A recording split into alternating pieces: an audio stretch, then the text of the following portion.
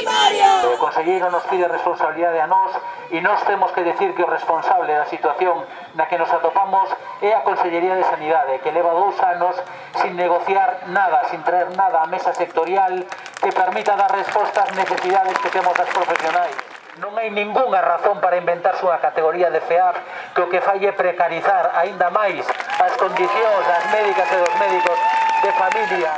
Nos na Cigasaude entendemos que era necesario manter a convocatoria de folga para todas as traballadores e traballadores da atención primaria porque é necesario que ese plan de ordenación que levamos anos reclamando se faga porque non hai a día de hoxe ningunha razón para que as áreas administrativas estén sobrecargadas e con un esforzo engadido para o persoal que está sendo o que recibe os usuarios e as usuarias cando temos profesionais nas listas de contratación disponibles para ser contratados. Esa aposta política pola atención primaria non se plasma no documento que nos presentan, tampouco se plasma, por certo, nos orzamentos que están no Parlamento sendo debatidos, donde se analizamos os orzamentos incluso hai unha diminución do orzamento dedicado ao que é mellorar as condicións de traballo na atención primaria. Polo tanto, esta convocatoria de folga nos entendemos que está plenamente justificada, ten ademais o apoio maioritario, moi maioritario, da maioría dos profesionais, especialmente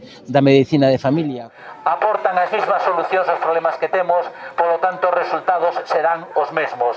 Por eso era necesario facer esta folga, por eso é necesario que todas e todos os profesionais da atención primaria respostemos a isto, a convocatoria de folga que se mantén estes 3 días. Moitas grazas.